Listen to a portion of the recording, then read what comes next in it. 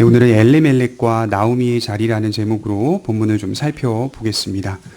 여러분, 룻기는 분명히 소망에 관한 책입니다. 그러나 룻기에서 나타나고 있는 소망은 인간이 만들어내거나 인간의 손에 있는 소망이 아닙니다. 룻기가 말하는 참된 소망은 하나님의 손에 있고 하나님이 이루어 가시는 소망임을 잊어서는 안 됩니다. 소망을 흔히 세상에서 사용하는 단어로 바꿔 말해본다면 행복이라고 말할 수가 있겠습니다. 행복은 자기 자신의 손에 있고 자신이 만들어가는 것이라고 생각합니다. 성경은 절대적으로 이에 대해 동의하지 않습니다. 진정한 행복이라든지 소망이라든지 하는 미래의 안정감은 오직 하나님의 손에 있으며 하나님에 의해 이루어진다는 사실을 말하고 있습니다. 쉽게 말해서 한 사람이 하나님을 얼마나 신뢰하고 그 안에서 미래를 맡기고 살 때 진정한 만족감과 안정감을 누릴 수 있다고 말씀을 하는 겁니다. 그러니까 세상에 사는 사람들은 착각을 하며 사는 거죠. 소망이 내 손에 쥐어질 수 있다, 행복이 내 손에 쥐어질 수 있다라고 생각하지만 사실 엄밀히 말해 소망이나 행복이라는 단어들은 다 미래에 속한 것이기 때문에 인간의 손에, 현재를 살아가는 인간의 손에는 쥐어지지가 않습니다. 그래서 기독교가 말하는 소망이나 행복이라는 단어들은 하나님과 어떻게 관계를 맺느냐에 따라 달라지는 겁니다. 정도와 깊이가 달라지는 겁니다. 그래서 신학자들은 소망과 행복 이런 단어들은 다 만족감과 연결되어 있다 이렇게 정의합니다. 그러니까 내가 하나님 안에 거하고 살아갈 때, 내가 하나님 안에서 평강을 누리고 하나님 안에서 은혜를 경험하며 살 때, 그때 비로소 내 안에 소망이 발견되고 내 안에 안정감이 발견되는 것이죠. 내 삶의 모든 문제가 지금 당장 변화가 되지 않더라도 내 미래를 맡기고 의지하며 그와 관계하며 살아갈 때 그 안에서 주시는 참된 소망과 사랑과 믿음을 내 안에 발견하게 된다는 것이죠. 지난 시간에 우리는 유다 땅 베들레헴에서 한 가정이 모압 땅으로 떠나는 이야기를 들었습니다. 흉년이 들었고 그 흉년을 피하기 위해 엘리멜렉과 나오미 그리고 두 아들이 함께 모압 땅으로 이주하게 됩니다. 목적이 무엇이었습니까? 흉년을 피하기 위해서, 환난을 피하기 위해서였다 이렇게 배웠어요. 2절에 보면 그 사람의 이름은 엘리멜렉이요 그의 아내의 이름은 나오미요 그의 두 아들의 이름은 말론과 기련이니 유다 베들레헴 에브라 사람들이더라. 그들이 모압 지방에 들어가서 거기 살더니 나오미의 남편 엘리멜렉이 죽고 나오미와 그의 두 아들이 남았으며. 그러나 오늘 본문이 말하고 있듯이 이주한 그들의 삶이 나아진 것이 아니라 훨씬 더 어려운 형편이 되고 말았습니다. 어떻게 보면 이전보다 못한 지경이 돼버린 거예요. 그들이 모압 땅에서 10여 년 정도 거주한 것으로 보이는데 그 거주 기간 동안 어떤 이유인지는 알 수 없으나 남편 엘리멜렉이 죽게 됩니다. 이제 나오미에게는 두 아들들이 남았습니다. 결혼한 아내에게 남편은 하나님 다음으로 인생 속에 가장 크게 의지할 대상이라고 합니다. 그 대상이 없어진 거예요. 말할 수 없는 큰 구멍이 생긴 겁니다. 어머니들은 모두 공감할 것입니다. 남편이 죽으면 부모는 자연스럽게 자식들을 의지하게 됩니다. 오히려 남편이 살아있을 때보다 남편에 대한 의존과 사랑과 의지가 모두 다 자식들에게 가기 때문에 훨씬 많은 의지를 자식들에게 나타내게 됩니다. 남편에 대한 사랑과 의지가 자연스럽게 자식들에게 가는 것이죠. 이후 나오미는 아들들을 더욱 의지합니다. 그런데 이 이야기의 시작점이 더욱 비극적인 것은 4절에 그들은 모압 여자 중에서 그들의 아내를 맞이하였는데 하나의 이름은 오르바요 하나의 이름은 루시더라. 그들이 거기에 거주한 지 10년쯤에 말론과 기련 두 사람이 다 죽고 그 여인은 두 아들과 남편의 뒤에 남았더라. 이 10년간의 거주 기간 동안 남편 엘리멜렉이 죽었고요. 좀 더 지나서 이제 말론과 기련이라는 두 아들, 이 나오미가 모든 것을 다해 의지했던 두 아들마저도 죽게 된 것이죠.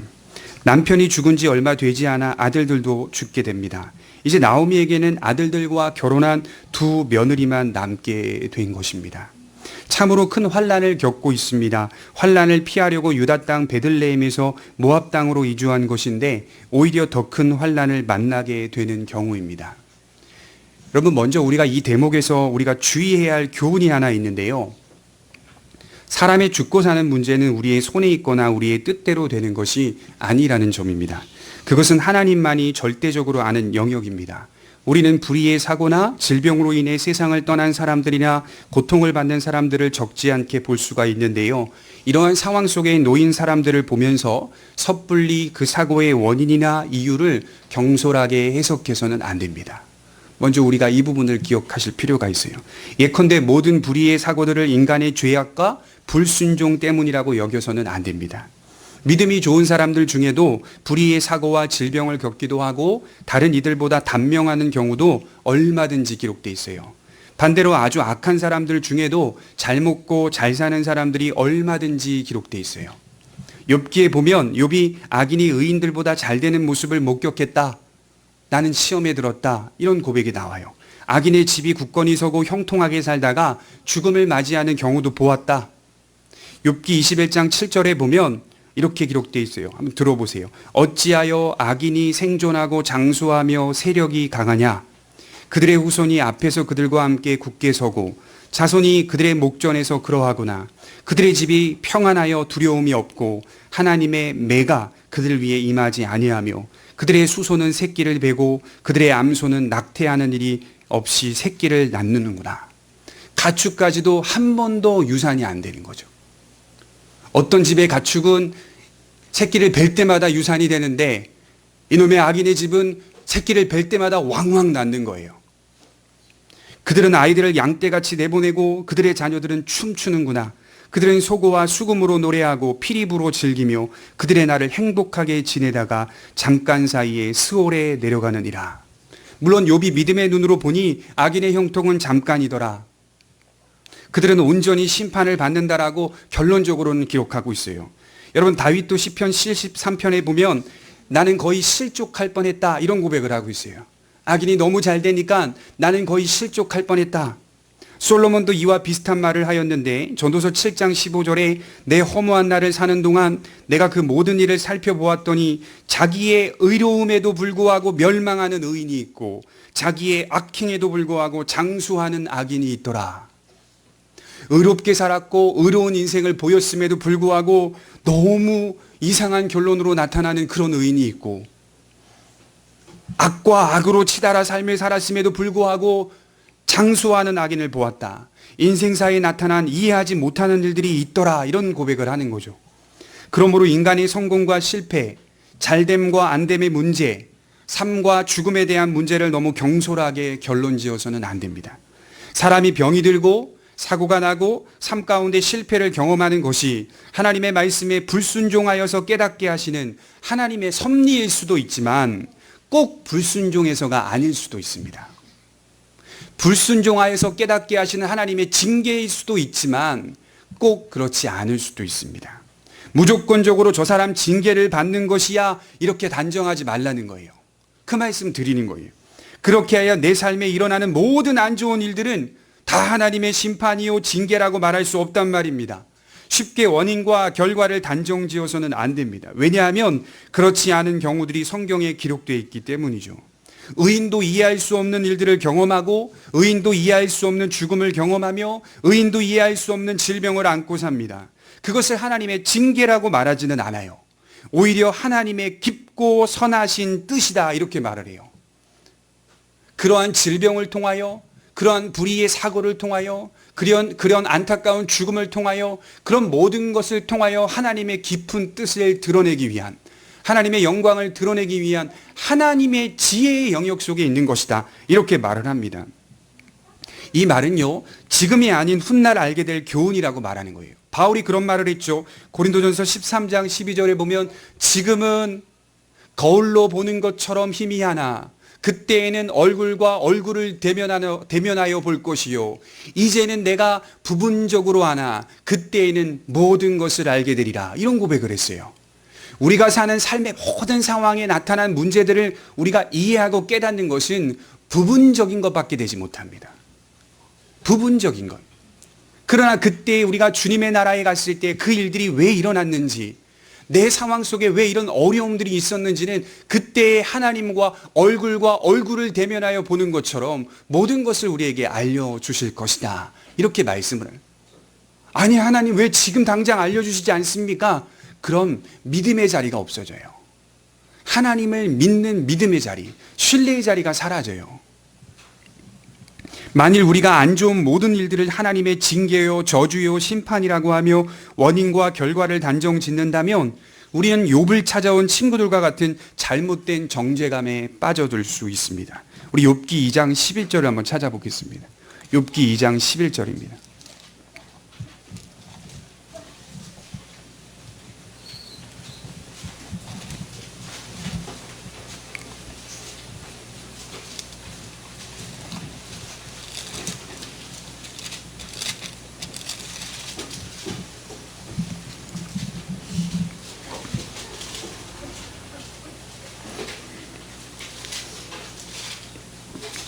욥기 2장 11절. 욥이 질병에 들었고 재산을 잃게 되고 자녀들도 잃어버리게 됩니다. 지금 욥은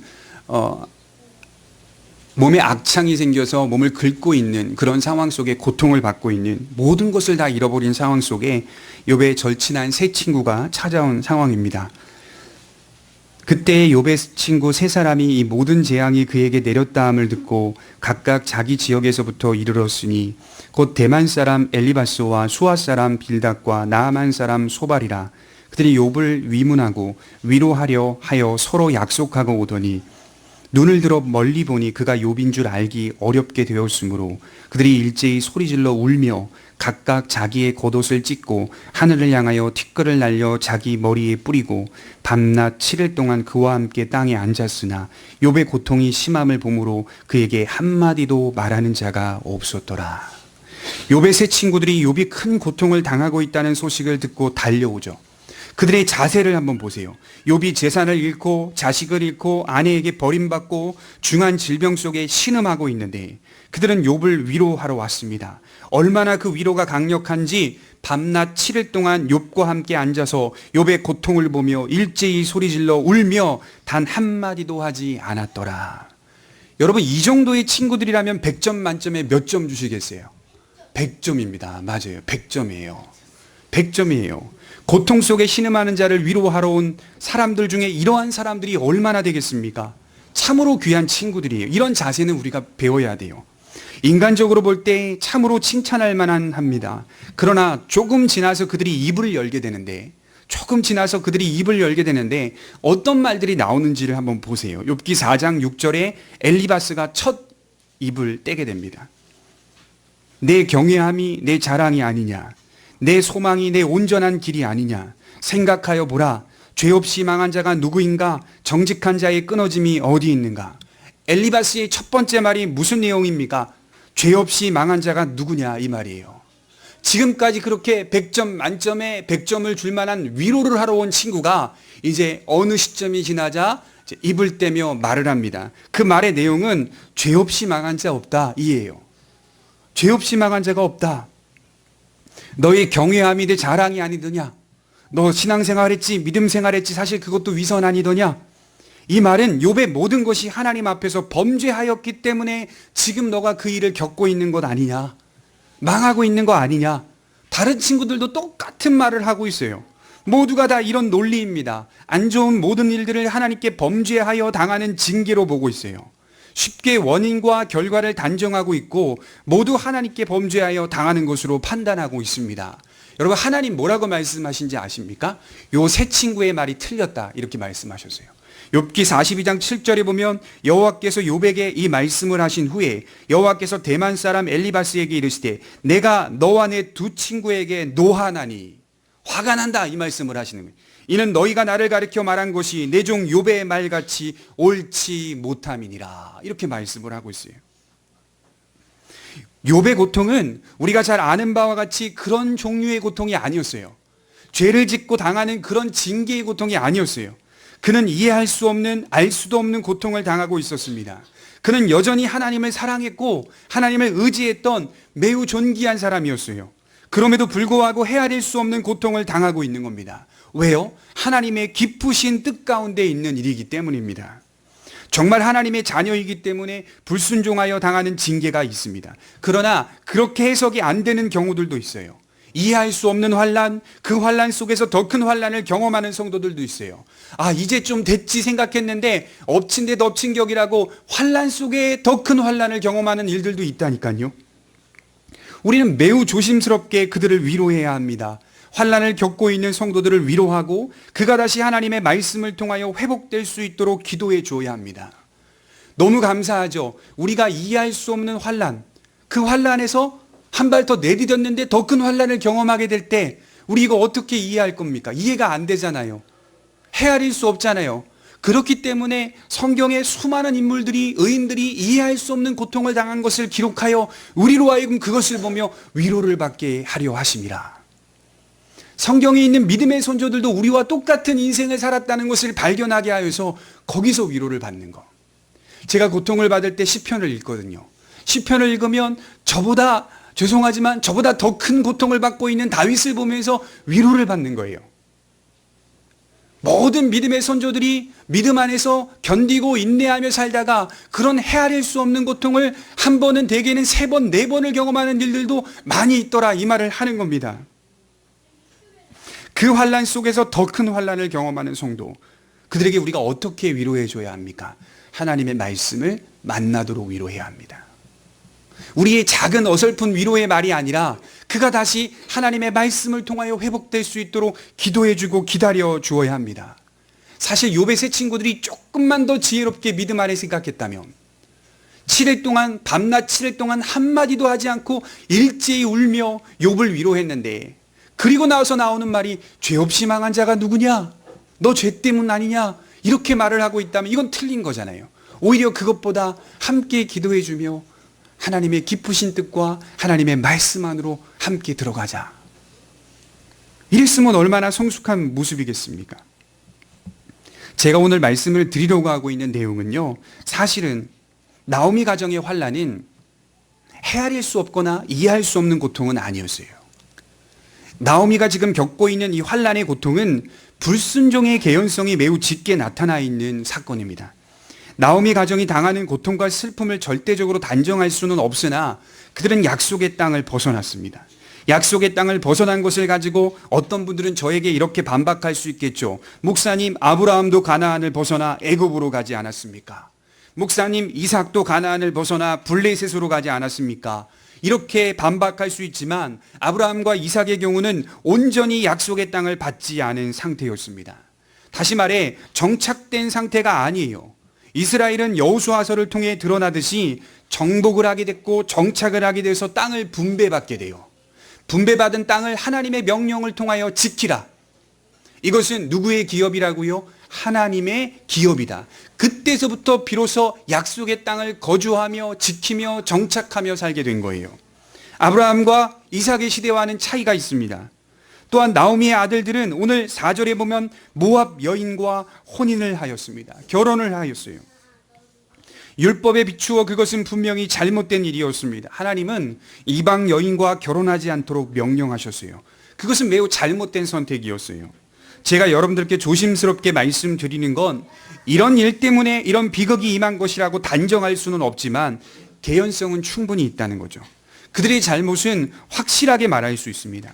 나오미의 연약한 실수들은 확신하게 짚어낼 수가 있습니다.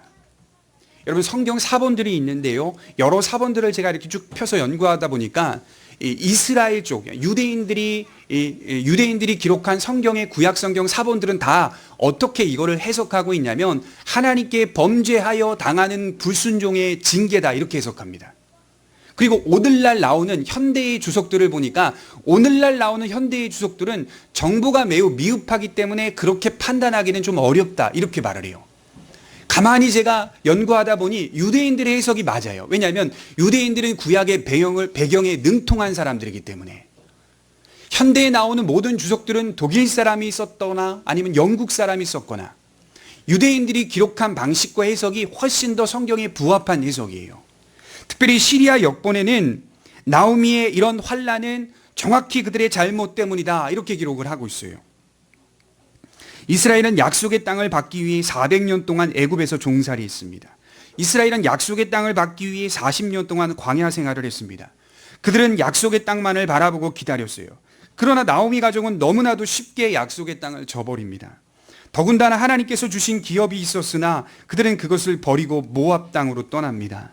나아가 모압 땅에서 모압 여인을 아내로 맞이합니다. 이것이 바로 엘리멜렉과 나오미의 연약한 모습입니다. 여러분, 오늘 죽음을 맞이하게 된 엘리멜렉이라고 하는 이 남편의 이름의 뜻이 뭘까요? 엘리멜렉, 정확히는 멜레크라고 표현이 되어 있는데요, 하나님은 나의 왕이시다, 남편의 이름의 뜻이 하나님은 나의 왕이시다 이런 뜻이에요. 나오미는 무슨 뜻일까요? 기쁨과 즐거움이란 뜻입니다. 이 두 이름을 연결해 보면 이렇게 되는 거예요. 하나님은 나의 왕이시며 기쁨이십니다.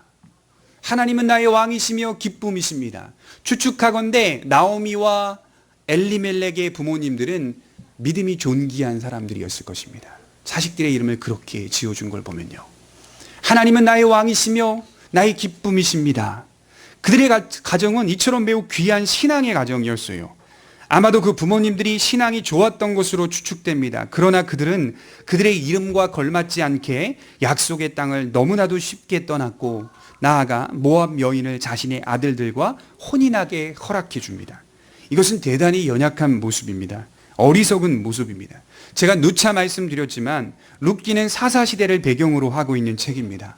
사사시대가 어떤 시대인지를 가늠할 수 있는 결정적인 말씀이 하나 있는데 그것은 사사기 21장 25절, 사사기의 마지막 구절인데요. 이 마지막 구절에 보면 이렇게 말씀을 하고 있어요.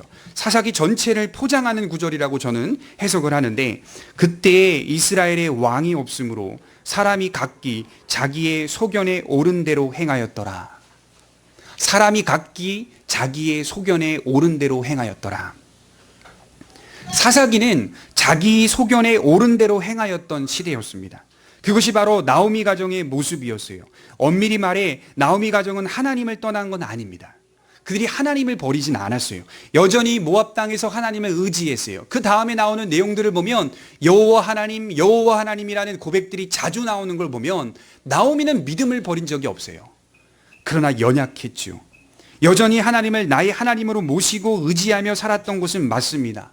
그러나 그들의 신앙의 정도는 이것밖에 되질 못했어요. 그들의 신앙의 정도는 이것밖에 되질 못했어요. 자, 하나님을 믿습니다. 자, 하나님께 예배드립니다. 겉모습은 교인이 맞아요. 그러나 여전히 자기 소견에 옳은 대로 행합니다. 오래전에 제가 병원을 많이 다닐 때 대학병원에 갔더니 의사들이 소견서를 써주는 거예요. 자기 소견을 써주는 겁니다. 그때 제가 느꼈던 것은 의사들마다 말하는 것이 틀려요. 인하대병원, 길병원, 성모병원, 연세대학교 세브란스병원 다 틀려요. 서로 다른 소견을 말한다면 환자는 더 복잡해지고 어려워지게 되는 거예요. 이처럼 자기의 소견이 우리가 사는 삶에 얼마나 다양하게 나타나고 있는지 알 수가 있습니다. 우리가 여기서 조심해야 할 부분이 바로 자기 소견에 대한 이해입니다. 인간은 본래 하나님의 형상으로 창조되었기 때문에 자기의 소견대로 살고자 하는 본성이 있어요. 그래서 자기 소견대로 사는 삶 자체가 나쁜 건 아닙니다. 내 소견대로 사는 삶 자체가 나쁜 건 아니에요.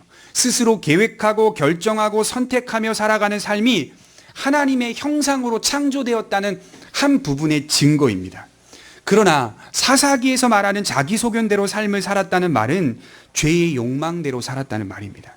선을 향하여 자기의 소견을 사용했다는 말이 아니라 죄의 본성에 따라 죄의 노예가 되어 죄의 욕망대로 생각하고 결정하고 선택하며 살았다. 선을 선택하려고 하지 않았다 이 말이에요. 내 멋대로 내 속에 나오는 제 욕망대로 삶을 살았다. 제가 아이에게 휴대폰을 좋아하잖아요. 요새 아이들이. 휴대폰 그래 한번 실컷 봐봐라. 네가 지칠 때까지 봐봐라 하고 유튜브 휴대폰 줘버렸어요. 그럼 언제까지 볼 것 같습니까? 지치면 돌려주겠죠. 안 지칩니다. 눈을 꼬북꼬북 떠가면서도 계속 그 화면에 집중하고 있고요. 그게 스스로의 능력으로 돌아올 수가 없는 거예요. 죄의 욕망이라고 하는 것이 이런 겁니다. 사람 스스로가 계획하고 결정하며 사는 것 그 자체는 나쁜 게 아닙니다. 하나님의 형상이에요. 그러나 부패한 우리들이 자유롭게 결정하고 선택하는 것들을 유심히 들여다보면 온통 죄로 얼룩져 있다는 사실을 발견하게 됩니다. 우리가 만일 죄가 들어오기 전 아담이었다면, 하와였다면 올바로 자유를 사용할 수 있었을 것입니다. 그러나 이 세상에 죄가 들어온 이후 모든 인류는 타락했고 부패했죠. 자유를 올바로 사용하는 능력을 상실했습니다. 그래서 부패한 인간에게 필요한 것은 자기의 소견에 옳은 대로 사는 삶이 아니라 자기의 소견보다 하나님의 소견에 따라 사는 삶을 제시하는 겁니다. 이 말을 오해해서 우리에게 주어진 자유를 반납한다는 말은 아니에요. 하나님의 은혜 안에서 자유를 가지고 산다는 말이에요. 하나님의 은혜 안에서 자유를 가지고 산다는 말은 그리스도인이 된 이후에 이제는 죄의 욕망에 따라 죄의 노예가 되어 사는 삶이 아니라 의의 기준을 갖고 하나님의 신령한 선을 추구하며 사는 자가 된다는 겁니다. 우리 선조들이 기록한 책 가운데 웨스트민스터 표준 문서가 있는데요. 이 표준 문서에 보면 제9장에 인간의 자유의지라고 하는 주제가 나옵니다. 인간의 자유의지. 한번 들어보세요. 하나님께서 죄인을 회개시켜 은혜의 자리로 옮기실 때에 그를 그의 본연적인 죄의 결박에서 해방하시고 그로 하여금 오직 은혜로만 신령한 선을 원하게 하시며 또 행하게도 하신다. 그러나 그는 그의 남아있는 부패성 때문에 선한 것만 완전히 소원하게 되지 않고 악한 것도 소원한다. 그리스도 안에서 거듭난 사람이 되면 선을 향하여 행하게 되는 삶을 삽니다. 그러나 아직은 그의 부패성이 남아있기 때문에, 잔재가 남아있기 때문에 악을 소원하기도 한다. 이 말은 뭘까요? 그리스도인이 되면 이제는 고를 수 있는 능력이 생겼다는 거예요. 고를 수 있는 능력. 제가 밖에서 김밥을 먹는데요. 김밥을 먹으면 꼭 빼고 먹는 재료가 있는데 햄입니다. 햄. 저는 햄을 안 먹어요. 뭐 집에서 저희 아내가 김밥을 싸줬을 때 햄이 들어가면 그건 먹어야 됩니다. 꼭 먹어야 돼요. 뭘 줘도 먹어야 돼요. 그거는. 나가서 김밥을 시켜서 먹을 때 햄이 들어있으면 그건 골라내고 먹습니다. 이제 하나님의 기준에 따라 사는 삶이라고 하는 것은 골라낼 수 있는 능력이 되었다. 내게 있는 것이 아니라 하나님이 우리에게 지속적으로 공급하시는 은혜가 있기 때문에 이제는 죄를 골라내고 선을 추구하고 선을 선택할 수 있는 능력이 된 겁니다. 그러나 사사시대에 이스라엘은 죄와 싸우지도 않았고 죄를 억누르지도 않았으며 죄의 욕망에 따라 삶을 살았습니다. 그것을 자기의 소견에 옳은 대로 삶을 살았다. 이렇게 정의하는 겁니다. 각자 기준 없이 자유를 사용하다 보니 그 자유의 모양은 다양하지만 사실은 한 방향으로 흘러가고 있는 거예요. 그것이 바로 죄입니다. 죄. 우리가 살아가는 삶을 보세요. 자유롭게 살아가는 삶의 모습들이 다 다양하게 나타나지만 사실 한 방향으로 가고 있는 거예요. 죄의 방향으로 가고 있는 거예요. 현대사회를 보십시오. 너무나도 다양한 삶을 살아가는 것 같지만 사실 굉장히 심플합니다. 단순합니다. 죄와 가깝게 사는 인생의 모습을 목격합니다. 내면적으로든 외면적으로든 사람들은 하나님이 주신 자유를 올바로 사용하지 못해요. 능력을 상실해 버렸어요. 시대가 갈수록 더 많은 죄악이 증가하고 이제는 도를 넘어서 하나님을 닮은 존재로 창조한 사람의 생명까지도 합법적인 법을 통해 제거할 수 있다. 합법적인 법을 통해 제거할 수 있다. 더 나아가 낫다 하더라도 버릴 수 있다. 여러분 베이비박스 사역하고 있는 교회의 목사님을 찾아가 보십시오. 그 교회 가보시면요 기가 막힙니다. 하루에 몇 명이 그 박스 안에 버려지는지 몰라요. 이 무시무시한 일들을 진행하고 있다. 부모로서 부모의 모습이 전혀 없어요. 반대로 자식은 자녀로서 자녀의 모습도 전혀 없어요.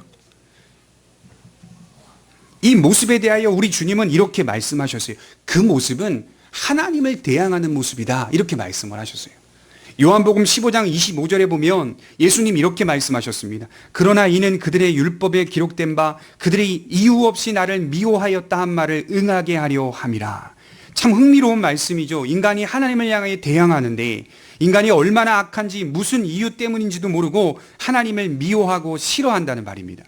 왜 하나님을 미워하십니까? 나가서 다른 사람한테 물어봐요. 왜 하나님을 싫어하십니까? 물어보면 그 사람들의 대답이 뭔지 아십니까? 이유가 없어. 그냥 하나님이 싫어. 그렇게 말하고 있는 거예요. 우리의 타락한 본성이 우리를 창조하신 하나님에 대한 저항, 대항, 미움으로 나타난다는 거예요. 영문도 모른 채 하나님은 그냥 싫은 거예요. 불교는 괜찮아. 캐톨릭도 괜찮아. 하나님은 싫어. 예수님은 싫어. 예수님도 그냥 싫은 거예요. 우리 주님이 이렇게 말했죠. 너희는 이유 없이 나를 미워한다. 그 말씀이 응하게 하려 함이라. 대표적인 사건을 보니까 요한복음 18장 40절에 보면 빌라도가 이상한 거예요. 예수님을 보니까 이분은 죄가 없는 것 같은데 이상한 거예요. 무리들이 소리를 일제히 지르면서 예수님을 십자가에 못 박으라, 못 박으라, 못 박으라 외치는 거예요. 아니 며칠 전만 해도 오병이의 사건, 몇 주 전만 해도 죽은 자를 낫게 하시고 병든 자를 고치시고 함께 하셨던 그 예수님을 보면서 막 소리치며 긍휼히 여겨달라, 그분을 왕으로 삼자 이렇게 했던 그 사람들이거든요. 그 사람들이. 얼마 지나지 않자 소리 지르면서 십자가에 못 박으라, 못 박으라. 여러분, 빌라도는요, 적어도 3번 이상 노력했어요. 예수님 풀어주려고. 주님에게는 잘못이 없는 것 같다라고 생각했어요. 그때 무리들이 뭐라고 말을 하는지 아십니까? 요한복음 18장 40절에 그들이 또 소리질러 이르되 이 사람이 아니라 바라바라 하니 바라바는 강도였더라. 바라바를 놓아주고 흉측한 죄를 지었던 강도를 놓아주고 이 사람을 십자가에 못 박아라. 생각해 보십시오. 엄청난 죄를 지은 강도가 지금 감옥에 잡혀 있는데 크게 많은 사람들에게 피해를 입히지도 않고 죄도 없는 사람을 감옥에 집어넣으면서 그 강도를 풀어달라고 말하는 걸 보면 인간의 악함이 얼마나 악한지 모릅니다. 흉악한 강도를 놓아주라고 말하는 사람들을 보십시오. 예수님은 이유 없이 싫은 거예요. 이유 없이 미운 거예요. 세상이 예수님을 미워하는 건 합당한 이유가 없습니다. 이유 없이 예수님만은, 기독교만은 싫은 겁니다. 자, 제가 우리 성도님들에게 세상에 나아가서 소금과 빛의 삶을 살자, 그렇게 말하는 이유는 세상을 막 바꿔놓자, 변화시켜놓자, 그런 차원이 아닙니다. 오해하시면 안 돼요. 세상은 안 변해요. 기본적으로 우리가 그 마음을 갖고 있어야 돼요. 세상은 안 변해요. 예수님이 재림하시기 전까지, 하나님이 온 세상을, 만물을 새롭게 하시기 전까지는 세상은 온전한 모습으로 변하지 않아요. 근데 우리가 왜 소금과 빛의 역할을 감당하며 사는가? 주님의 제자이기 때문이다. 이렇게 말씀을 하셨어요. 제자니까 당연히 그렇게 사는 거예요. 그렇게 살아가야만 하는 거예요. 우리가 행실이 좀 좋아지면 세상 사람들 감동해서 교회 올 것 같죠? 안 옵니다. 이유 없이 기독교는 싫은 거예요. 이유 없이 예수님은 싫은 거라니까. 성경이 그것을 증언해 주고 있는 내용입니다. 기독교만은 싫다. 그 정도로 인간의 본성이 악한 겁니다. 나오미 가정이 하나님을 떠나지는 않았지만 하나님의 율법을 등한히 여겼던 것은 사실이에요. 신명기 7장 3절에 보면 이방 여인들과 혼인하지 말도록 규정하고 있습니다. 그 이유는 그들이 남편을 유혹하여 다른 신들을 섬기게 할 수 있음을 경고하는 겁니다. 신명기 7장 3절에 또 그들과 혼인하지도 말지니 내 딸을 그들의 아들에게 주지 말 것이요 그들의 딸도 내 며느리로 삼지 말 것은 그가 내 아들을 유혹하여 그가 여호와를 떠나고 다른 신들을 섬기게 함으로 여호와께서 너희에게 진노하사 갑자기 너희를 멸하실 것임이니라. 이처럼 엘리멜렉과 나오미가 자기 소견이 아닌 하나님의 말씀을 기준으로 하여 서 있었다면 이러한 결정과 선택을 하진 않았을 것입니다. 그만큼 타락한 죄인이 스스로의 소견으로 사는 것이 얼마나 부족한 것인지를 깨달아야 합니다. 말씀이 있어야 말씀의 소견에 따라 선택할 수 있는 거예요. 우리 스스로 결정하고 선택하는 것들은 부족하기 짝이 없습니다. 여러분, 열왕기상 11장 6절을 한번 찾아보겠습니다. 열왕기상 11장 6절입니다. 솔로몬의 타락이 기록되어 있는데요. 열왕기상 11장 6절입니다.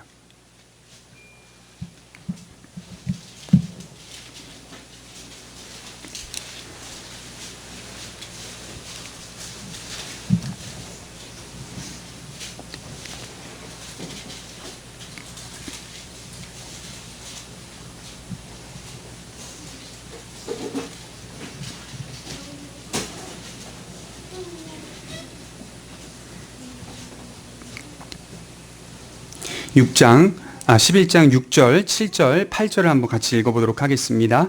시작. 솔로몬이 여호와의 눈앞에서 악을 행하여 그의 아버지 다윗이 여호와를 온전히 따름같이 따르지 아니하고 모압에 가증한 그모스를 위하여 예루살렘 앞 산에 산당을 지었고 또 암몬 자손에 가증한 몰록을 위하여 그와 같이 하였으며 그가 또 그의 이방 여인들을 위하여 다 그와 같이 한지라.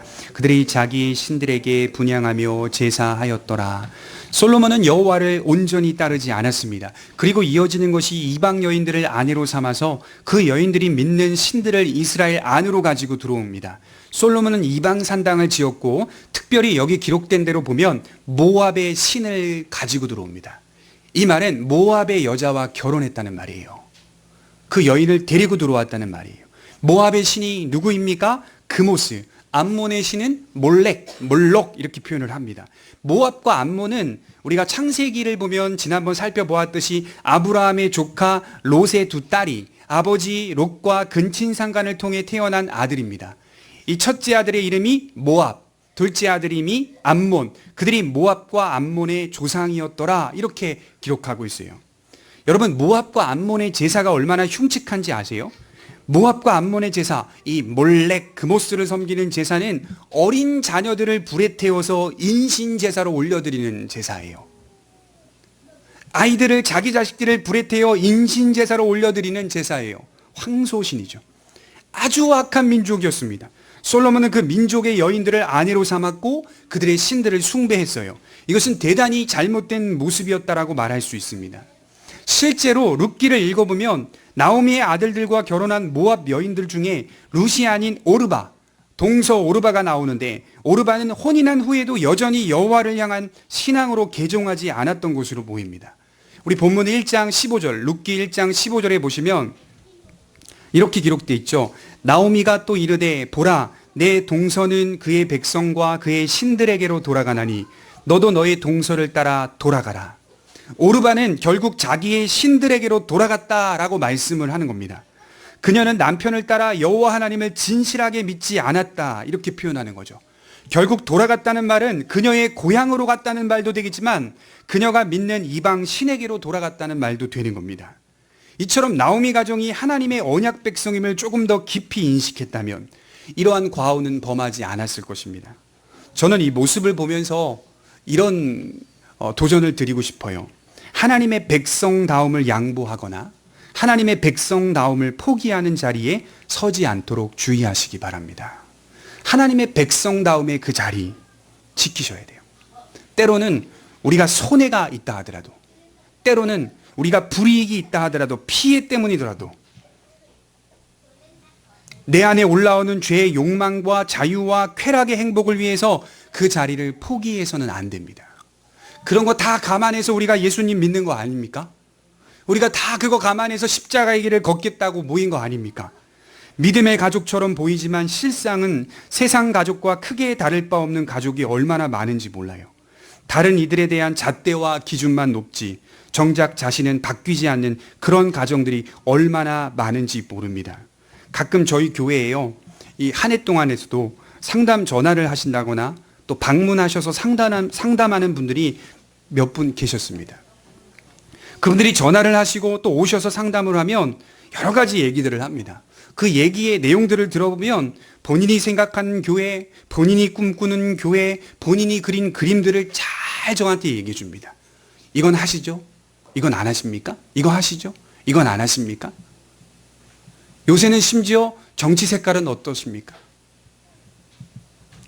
본인이 생각하는 교회, 본인이 그려가는 교회, 본인이 만들고 싶어하는 교회, 그런 이야기들을 무수히 많이 이야기하는 분들을 경험합니다. 그럼 저는 그렇게 말하죠. 그런 교회라면 저희 교회는 아닐 것 같습니다. 저희 교회는 아닐 것 같습니다. 그렇게 말씀을 드립니다. 인간이 원하는 교회가 아니라 하나님이 원하시는 교회가 되도록 계속 힘쓸 뿐입니다. 계속 애쓸 뿐입니다. 그런 그림을 가지고 들어오면 안 되는 거예요. 우리 지난주에 오셨던, 우리 국제 결혼을 하셨던 우리 형제님, 한 주간 오셔서 또 그분과도 대화를 했거든요. 저녁에 평일날 오셔가지고 여러 가지 이야기를 합니다. 공교롭게도 본인이 찾아서 인터넷에서 말씀도 듣고 검색하여 오셨는데, 일산에 너무 먼 교회를 다니다 보니까 이제 성남동으로 이사를 왔는데 인근의 교회를 정해야겠다, 너무 멀기 때문에 그렇게 하여 이제 찾아오신 거죠. 근데 이야기를 들어보니까 공교롭게도 거기가 합신교단이었더라고요. 같은 교단에 있는 교회에서 신앙생활을 잘 하고 계셨더라고요.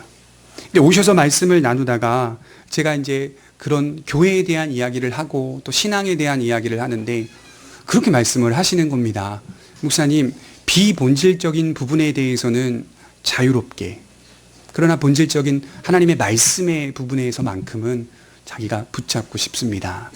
말씀이 본질적이라면 다른 부분들은 좀 자유롭게 생각해도 되는 거 아니겠습니까? 이런 말씀을 하시는 걸 제가 들으면서 인상이 깊었습니다. 아, 잘 배우셨구나. 잘 배우셨구나. 그러나 제게 상담하거나 또 제게 가끔씩 찾아오신 분들은 그렇지 않으세요. 형식에 매달리고 형식에 의존하고 하여 그런 것들이 진행이 되느냐, 진행이 안 되느냐, 이런 것들을 많이 기준 삼아 이야기하는 분들이 많이 있었어요. 그 제가 그런 이야기를 들으면서 좀 인상이 많이 남았습니다. 정작 우리가 무엇에 집중해야 합니까? 하나님의 말씀에 집중해야 하는 거 아닙니까? 교회를 정하는 것, 교회를 결정하는 것, 교회를 선택하는 건 사실 다른 게 없어요. 하나님의 말씀. 그 말씀의 본질 앞에 우리가 은혜를 받고 꼴을 먹는 것. 그것이 우리의 삶의 기준이고 선택의 기준이 되어야 하는 것이 성경이 우리에게 가르치는 내용인 것이죠. 오늘 나오미 가정의 연약함을 보면서 우리가 마음 깊이 새겨야 할 것은 그리스도인다운 자리를 양보하거나 포기하지 말자는 겁니다. 겉만 그리스도인이 아니요 속도 그리스도인이 되자는 겁니다.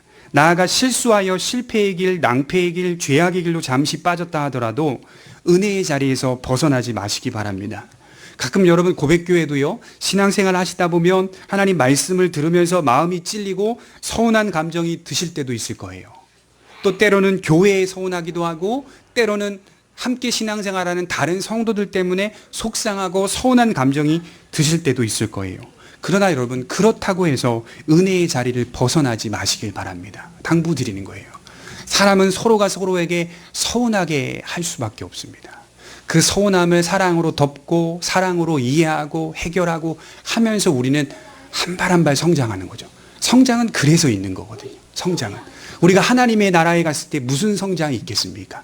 그 안에 즐거워하고 영원한 생명을 누리며 하나님 안에 사는 것.